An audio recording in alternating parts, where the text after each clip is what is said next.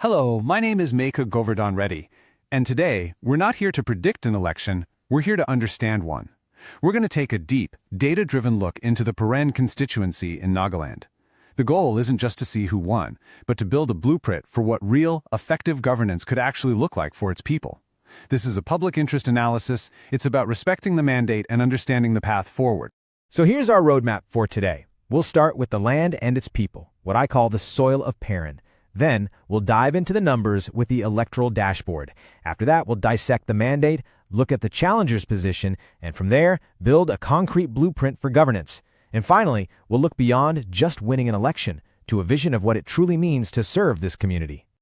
You know, before we even look at a single piece of voting data, we have to understand the ground truth. Politics doesn't just happen in spreadsheets or on news channels. No, it grows out of the soil of a place. It's shaped by the lives and the livelihoods of its people. So that's where we begin. Let's understand the soil of Peru. So this is Peru. It's a pretty vast area, almost 1,800 square kilometers. You've got nearly 95,000 people living here, spread out across more than 90 villages. Now, what this tells you immediately is that this is a fundamentally rural place. And that character, its deep connection to the land, is what defines its politics, its challenges, and its needs. This slide really gets to the core identity of Peren. First, it's a constituency that's reserved for scheduled tribes. That's a crucial constitutional recognition of its unique history.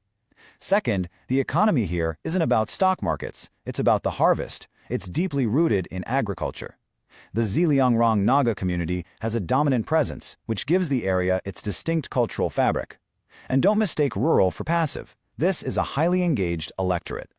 And you can see that engagement right here in the numbers. I mean, look at this. Nearly 90% turnout in 2013. Even in the last election, it was well over 77%.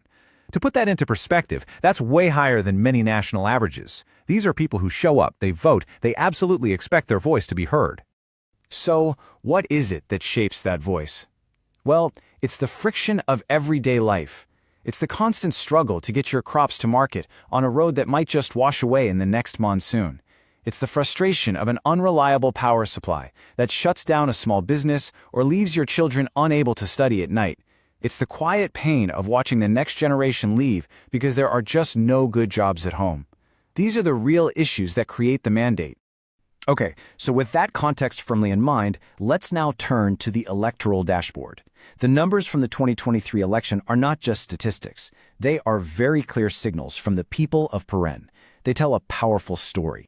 The very first signal is impossible to miss, a huge consolidation of the vote. The incumbent, TR Zilang, from the ruling NDPP alliance, pulled in more than 2/3 of all votes cast.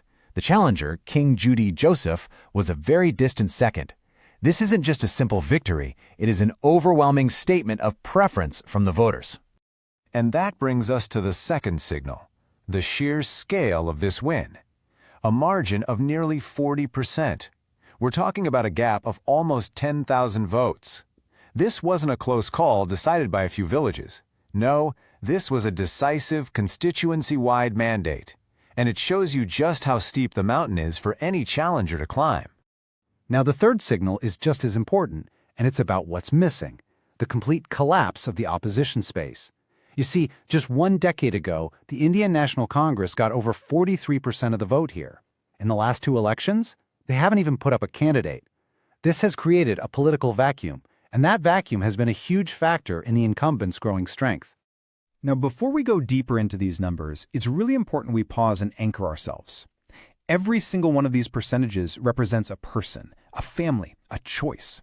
Our Constitution is built on respecting the dignity of every voter. An informed public speech, whether from a leader or a citizen, always comes with the burden of responsibility. That's the foundation of our democracy. So, we've seen what happened in 2023. Now let's try to understand why. An outcome like this doesn't just appear out of nowhere. It's the result of systemic forces that have been at play, building up for well over a decade. This mandate was really built on 3 powerful pillars. First, you have the personal brand and the political machinery of the incumbent, who is a former chief minister. That carries a lot of weight. Second, as we'll see, there's been a relentless election-after-election consolidation of his vote share. And third, a weak and fragmented opposition that has basically left the field open. This table tells a very clear story. Just follow the trend for TR Ziliang, from 2008 onwards, his vote share has climbed consistently, from around 57% up to 61% and now over 67%. And look at the winning margin. It's exploded, from what was a competitive 10% in 2013 to nearly 40% today.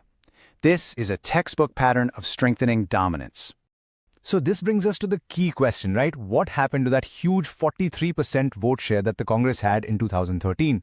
Well, when a major party vanishes from the ballot, its voters don't just disappear, they scatter. And the data here strongly suggests that votes scattered in a way that overwhelmingly helped the incumbent consolidate his position, leaving any new challenger to start from absolute zero.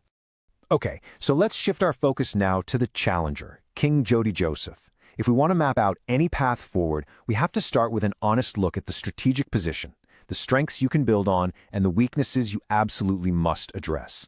So, on the one hand, you have some very real strengths. A clean image, with no criminal cases, is a huge asset for building trust. He has a strong local identity and deep roots in the community. And he's now backed by a national party. But you have to be realistic about the weaknesses.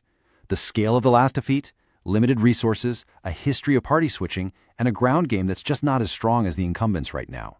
Acknowledging that reality, that's always the first step. So now we move from diagnosis to prescription. How can a challenger possibly build a credible alternative? Well, it all starts by turning those voter grievances we talked about into a concrete, believable plan of action. The foundation of any winning campaign has to be built on the real, daily needs of the people. In Peren, these demands are crystal clear. They need all-weather roads. They need reliable electricity. They need local jobs so their children can build a future at home. And they need better access to basic healthcare and education for their families. It's that simple. So based on those core demands, a 5-pillar strategy begins to take shape. First, build a campaign entirely around trust. Second, disciplined, relentless messaging on those 4 key issues: roads, power, jobs, services. Third, aggressive booth-by-booth outreach. Fourth, you have to leverage the National Party Alliance. And fifth, create very specific engagement plans for young voters and for women.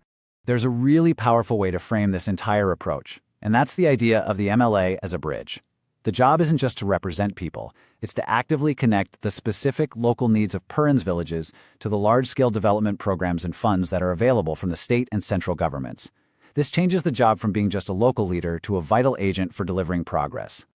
And of course, as we talk about engagement and outreach, we have to be absolutely clear. All citizen engagement has to be built on a foundation of consent.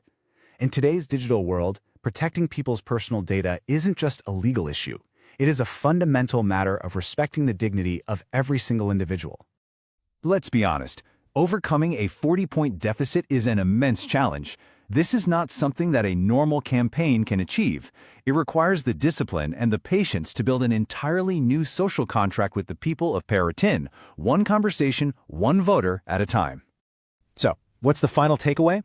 The path forward demands a rare combination of 3 things: the discipline of a data-driven approach, not just pure emotion, the integrity of a credible candidate who can genuinely earn back trust, and finally, a clear, believable vision for development that speaks directly to the everyday struggles of the people. That is the only way to build a real mandate for governance. If you want to become a people-centric leader and uplift your constituency, get in touch with blueprintstrategies.ai at mgr@blueprintstrategies.ai or call 080-420-41602, Purpose Beyond Politics.